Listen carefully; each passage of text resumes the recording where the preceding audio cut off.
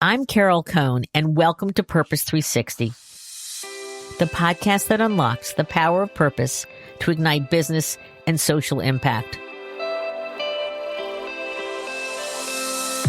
The next series of Purpose 360 episodes were taped in person on site at the One Young World Summit that was held in Montreal this year. For those of you who are not familiar with One Young World, I hope that these conversations will get you very, very excited to follow them online because they are making terrific impact around the globe. At the conference, there were nearly 2,000 Changemakers, and you have to apply to get accepted to this amazing event. And some leaders at the conference say, it's harder to get into this conference than it is to get into Harvard. Wow. The young ambassadors represented 190 countries, and you should think of this like the Olympics for change making. Also in attendance were leaders across the board around the world. Think older individuals like myself who have worked in the field for so many years, helping to make change.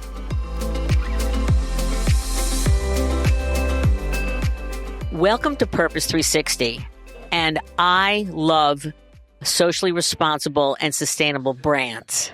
And today we're going to have a conversation with Elio Leoni Sceti.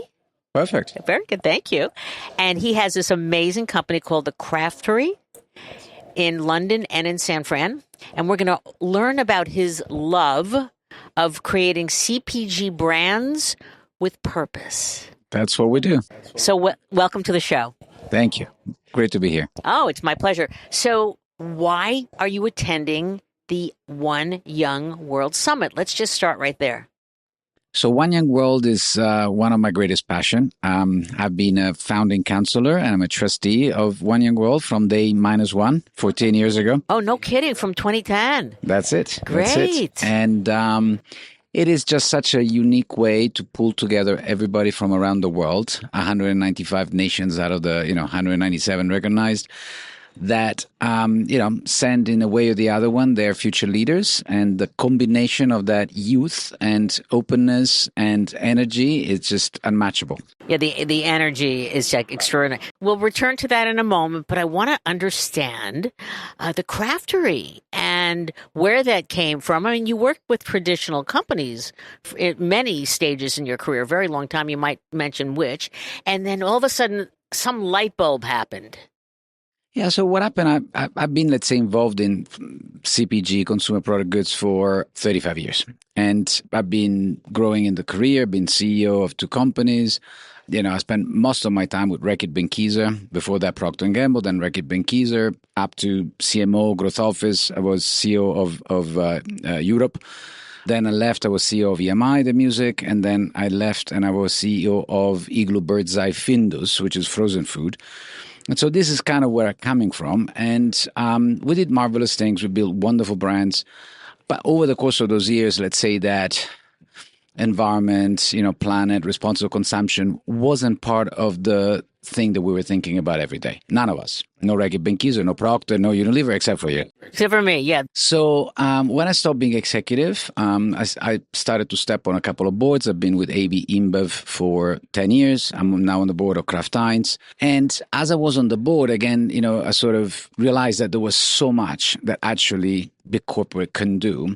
And I started progressively, almost like by choice, to become a little bit the brand and the purpose champion at the board level for this company that I was with. And then 6 years ago, I was sharing with a good friend of mine who I've done business with and worked together, that I thought that it was such a big gap in the investment world to have somebody that actually has operational experience that could be really helpful to the new founders that are needing to grow and that they have some operational challenges that is difficult to understand and overcome.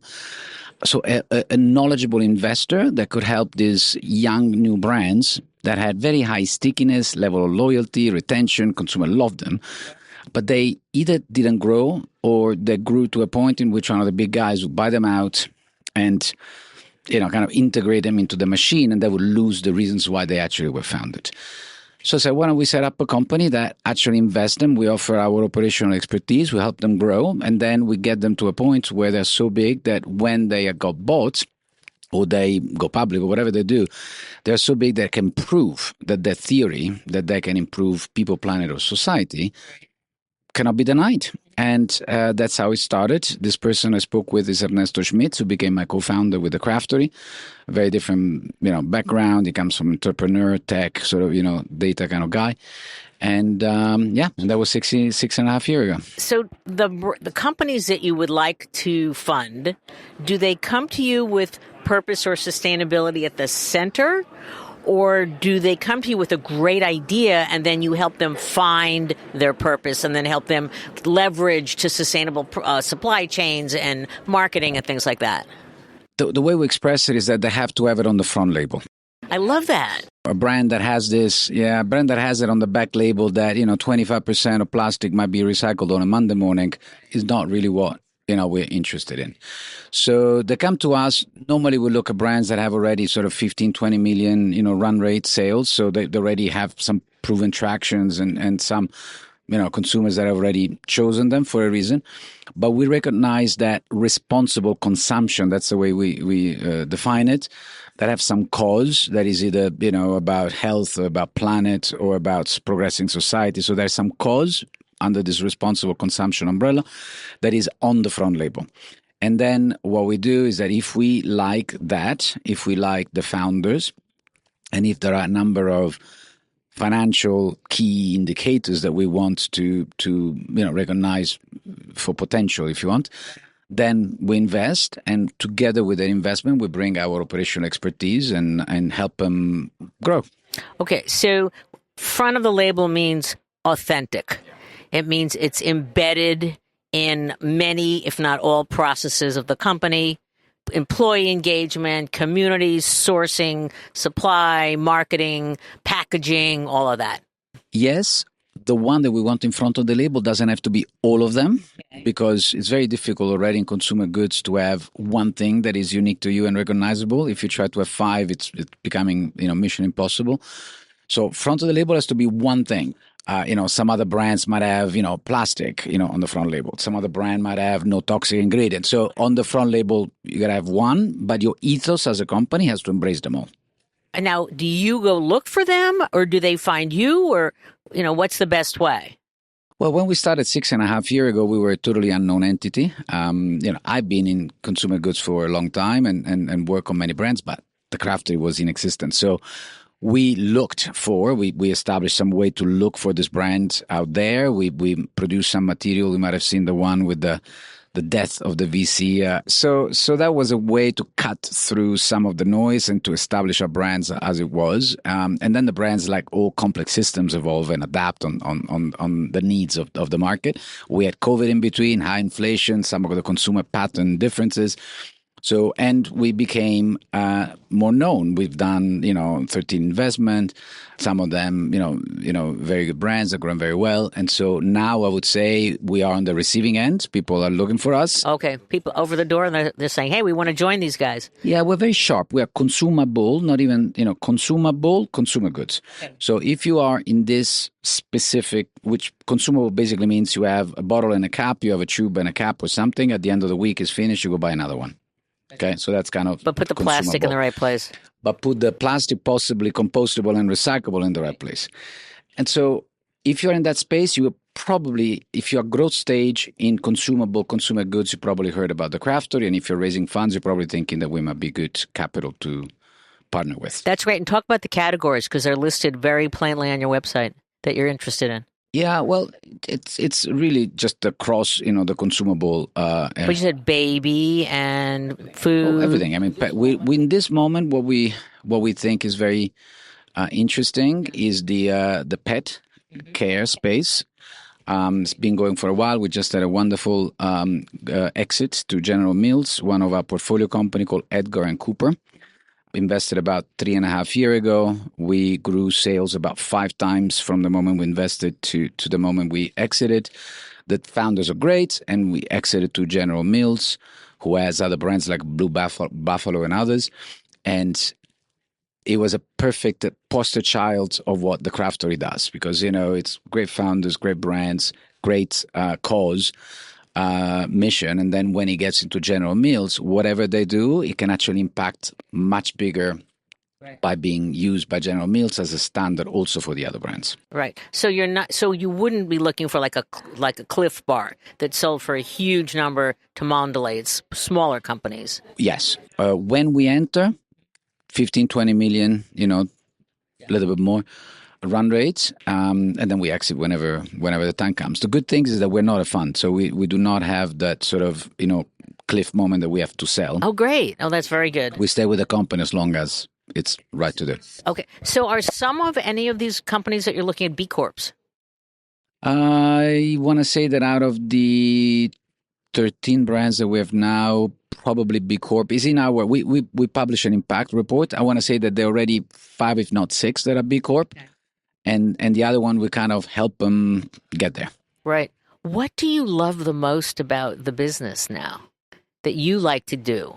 I think that is a very interesting moment in which mission, as in sustainable ESG, whatever you want to call it, it changes all the time, but responsible consumption used to be something that you had to do and you had to show in order to receive from the consumers that you wanted that nod of approval, and you can price it accordingly and all of that. And we're now at a point in which it has to be in the DNA of the company. It is not anymore an extra label that you want to put on the front like B Corp or whatever. If as a brand you do not have it in the DNA, meaning when you develop new product, when you decide maternity leave, when you go to market in certain ways that are whatever fuel efficient and good for footprint or whatever, if a brand doesn't have that into the day-to-day business, it becomes almost impossible and unsustainable over time because of the cost and the difference. So what I really like is to help identify companies that have the potential to, and then find a way to help them bring all of that responsible consumption into the DNA of the company. Who do you like that you haven't worked with that's like a great example of a company that's getting it right? Doesn't have to be large. Tony Chocolonely is a very good example. I think a very good example was in beauty, which is very rare. There are not many companies in beauty. Was The Ordinary that Estée Lauder bought some years ago. They found this way to kind of bring it down to the single ingredient and say, be simple and straight focus. If you want this ingredient, buy this thing and not, the other one. So to not over ingredient, over complex, over price what people need. The Ordinary was a very good example. But hey, we love the one we have in our portfolio. Can you name any others in your portfolio? Sure. I mean, Seed, which is basically a system for gut health that works on a sort of biome, microbiome for gut health and gives you general health. It's very science-based, incredibly well-researched. It's probably the most science-based supplement, out there. Hippies, which are delicious snack with peas. Oh, yes, I've had them. They're lovely. They're lovely. They're fantastic. And then we have one called Diaper, D-Y-P-E-R, Diaper, which is basically compostable. And a lot of the landfill is paper, is diapers and so on. And so this is a wonderful US D2C only for the moment, brand that does diaper with a very clear angle. So those are, So let's talk about the environment in terms of, everyone says, gosh, Gen Z, they're going to, they will change brands for one that's more socially responsible. They want to work for companies that are socially responsible. They want to advocate or be an activist against. And I did some of that research, so I'm kind of one of the perpetrators. How are consumers today? Are they really buying with a sense of conscience? Or are they they're talking it, but they're not walking the talk? I would say that up to COVID, it was really meaning it. And I would say that the COVID years and the excessive consumption, because COVID, everything sold 20, 30, 40% more for really no particular reasons. People did not need it more. They just had more time to buy. So, and they did. So after those years and then the massive inflations, and if you take a look at consumer goods, since then, average have increased like 30, 35% price. It's huge. I mean, we would not increase price 35% in whatever 20 years before. So, So I think that is now a little bit less obvious that ESG matter, that responsible consumption matter, even for Gen Z, Gen X, cross-generational really, because the price has started to play a more important role and people have less disposable income, and also because there is a little bit of a backlash of the excessive consumption of the COVID year. So particularly with the younger, there is a little bit of that, we actually don't need all of that. We don't need all of that makeup. We don't need all of that, fine-tuned, custom-made, tailor-made, meal that is only delivered, to me. And so they kind of realize that there is a little bit less reasons for being of all that. And so a little bit less driven by it. I would say is on the decline, is not on the rise. Ah. So it's going to be not for you, but for a consumer, it's a secondary reason to buy. It's not a primary reason. Taste, obviously, price important. Yeah. But then it's the next level. I think it's the next level. I mean, on average, we've looked at data. You're talking about maybe, let's call it 10, 12% on any category that are these sustainable warriors type of, sustainability first kind of buyers. Right. Let's talk a little bit about the plastics issue, because it is everywhere, and everything from PFAS to, in your bloodstream and every place, in the placenta. Do you address that at all in any way with the companies, one, that you're looking at, and then two, are you doing anything at the Craftory in terms of trying to, you can't ameliorate it, but can you make somewhat of a dent in it? The way we approach it is we look at companies that have solved the problem. And if we do find one, I would definitely invest on it. We haven't yet found one that has solved the problem. But in our portfolio, I would say there are at least three that have very distinct step forward in this. One is, I mentioned before, diaper doesn't have the plastic in the various adhesive, areas and so on, which makes it compostable and therefore, significantly better. The other one is Drops, which is laundry detergent. I know Drops. I had him on my show. Fabulous. He's doing very well. And we started now, we went also on the grocery channels. We're about to extend all of the retail. So from D2C only is also, omni-channel or multi-channel. And Drops basically have no plastic in the, in the whole product and primary or secondary packaging. And the third is that we have actually invested in a platform, which is a cross-platform. It's called Polymateria.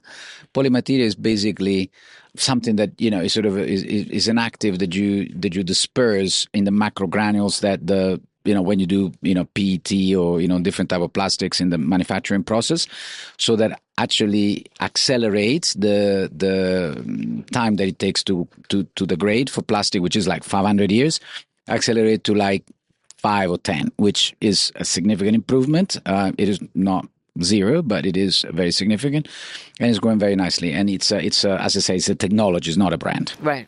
So you're also investing in a technology as long as it serves the purpose of the brands that we invest in, because it gives us some added value in that relationship. Okay, got it. Okay, so let's now turn back to One Young World Summit. Okay.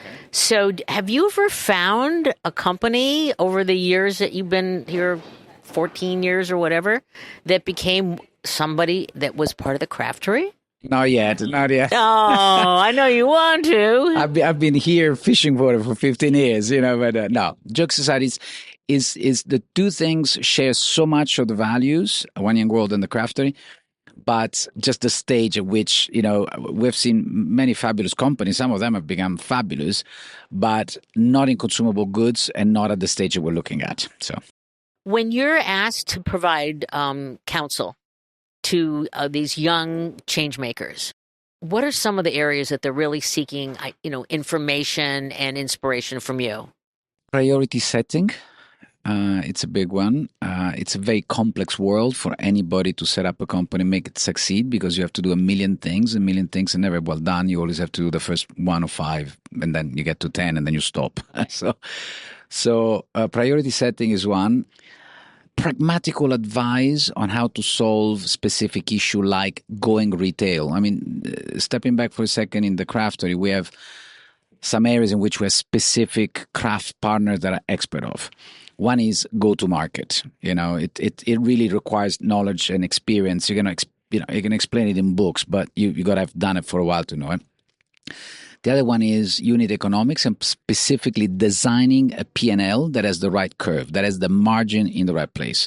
Because if you start with the margins below the right place, it just, even if you scale, it never goes. So, sort of economics and P&L.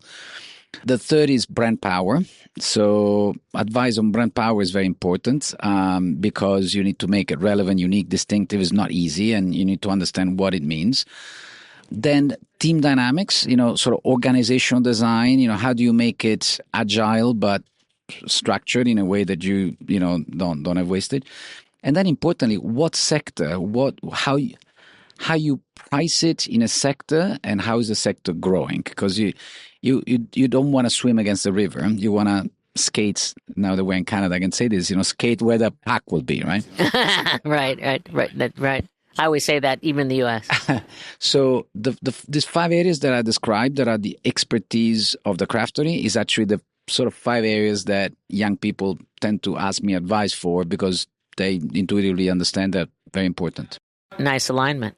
That's nice alignment. Well, this has been a wonderful conversation. Same here. And if I come across anybody, I'm going to send them your way because I do. Everybody's calling me about purpose and things like that. Please do. But I always like to give the last question, answer, advice to my guest. So how would you like to leave our listeners today? With a very positive and optimistic view on the fact that the only thing that matters is to think and believe that impossible is nothing. This young group of fantastic people really have that energy and that undiluted view of the world that allows them to have a vision, to go beyond the boundaries that we all believe are unremovable boundaries. Well, actually they are. They're breakable, they're removable, they know how to do it. If they have a belief, impossible is nothing. I love that. If they have the belief, impossible is nothing. So thank you. It's been a fabulous conversation. And please continue to do what you're doing because we need more CPG brands that are responsible and sustainable and something that we need and want to use and love. So thank you very much. Love chatting with you and thanks for the question. Bye-bye.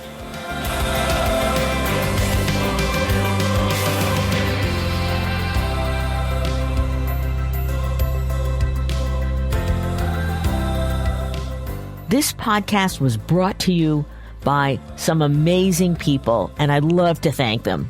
Ann Hundertmark and Kristen Kenny at Carol Cone on Purpose, Pete Wright and Andy Nelson, our crack production team at True Story FM, and you, our listener. Please rate and rank us because we really want to be as high as possible as one of the top business podcasts available so that we can continue exploring together the importance and the activation of authentic purpose. Thanks so much for listening.